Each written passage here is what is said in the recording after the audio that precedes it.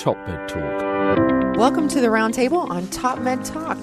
We are here this afternoon at ACER 2018 with Kara Douglas. She's a CRNA, the Director of Enhanced Recovery at the Greater Baltimore Medical Center. We also have here Joni Brady. She is the Chair of the International Collaboration of Peri-Anesthesia Nurses Incorporated. So thank you guys so much for joining us this afternoon. Kara, I'm going to start with you. We have been talking about leadership within enhanced recovery programs and really leadership of perioperative medicine programs here within the U.S. and how we can work together as a team to lead those initiatives. And I know what you've been doing at your facility with enhanced recovery. You've done some great things there. Can you give us a little bit of background about how you started, what you've been doing at your facility and what some of the outcomes are that you've been seeing? Sure. So about 2 years ago, we started the enhanced recovery program. We started with colorectal, and currently we have colorectal, ortho, gyn-onc, and starting neuro and breast. So it's really branched out over 2 years. But how we got started was actually through a consultant group that came to the hospital and gave us a bunch of recommendations, and ERAS was on the list. And as soon as I saw that, I said, that's what I want to do. I have some background from past experience, and I already kind of had a relationship with the colorectal surgeons from giving anesthesia to their patients. So it just kind of blossomed from there, and once we got rolling, I went down to Duke a couple times and worked with Tim Miller and Robin Anderson to get a little bit of training and a little guidance for the entire peri-op stay, mainly post-operatively, because that was the biggest thing that I needed help learning. Yeah, absolutely. I know in anesthesia, we are so focused on intra-op, sometimes we forget about that the patient is, actually going to have to recover at some point. And so right. I think whenever you talk about who your leadership is with an enhanced recovery program, you have to see what their perspective is and then work out from there and really choose someone that is going to look at all those different areas and phases of care.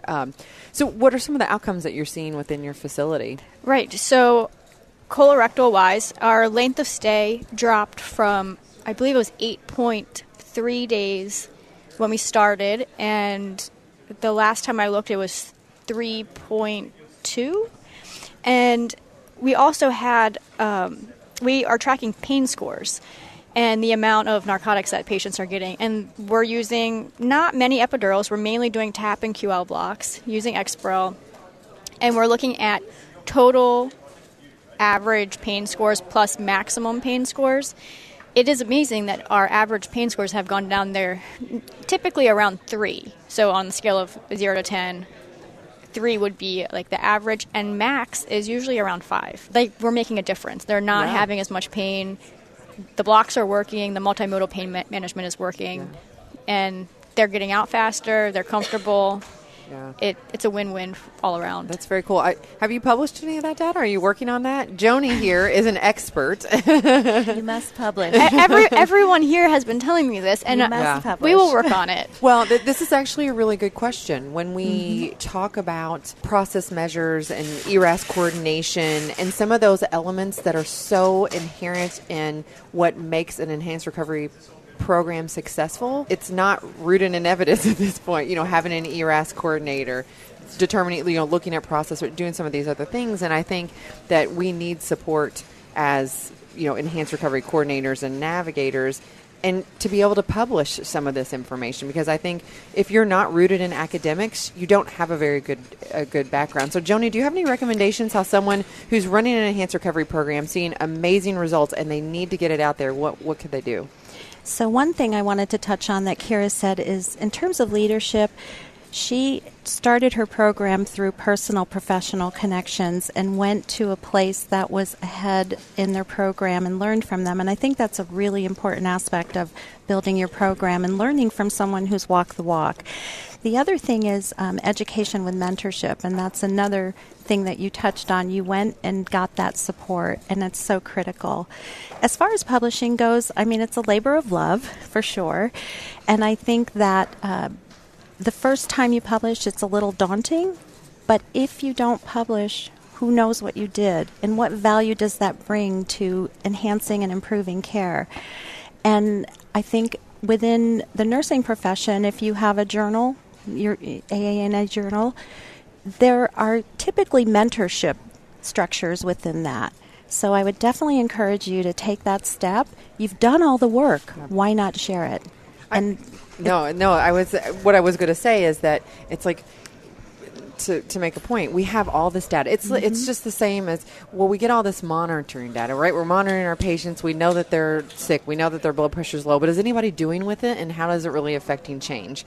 And so I think we can look at this on a broader scale. We have all this data. It looks great, but what are we doing with it to affect change and affect others? Because, we tend to get in our own little microcosms, our own little worlds, and we don't expand out. And I think the only way that we are going to promote and have an enhanced recovery effort or perioperative care medicine model is to continue these conversations kind of that we're having, and get the word out there that this does work. It can be successful.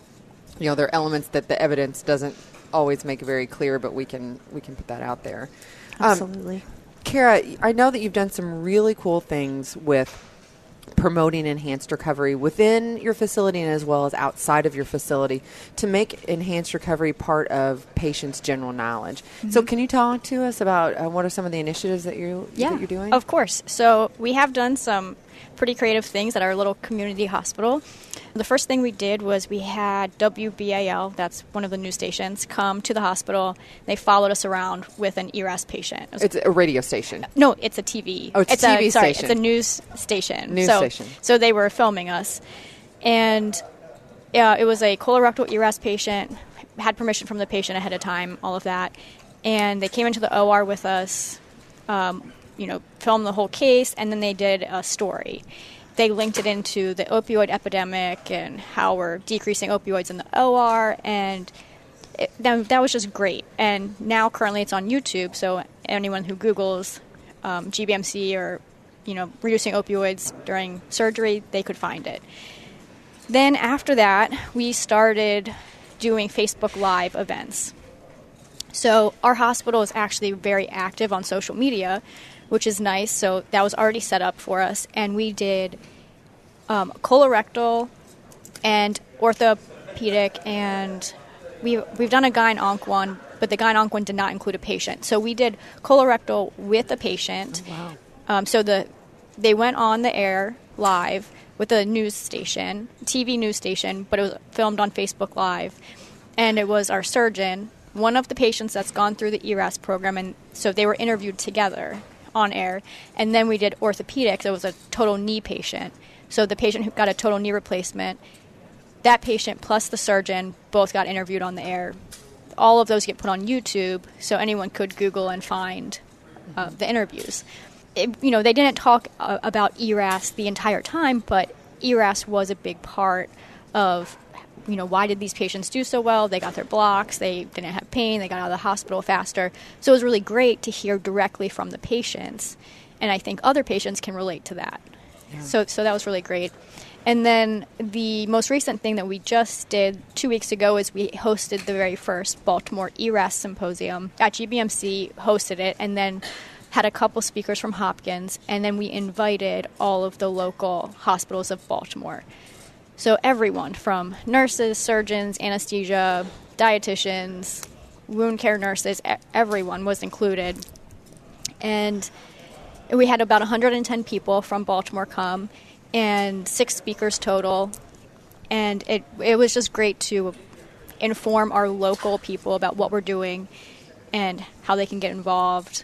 So I think that was very successful, and we got great feedback, so I think we're going to start doing that annually.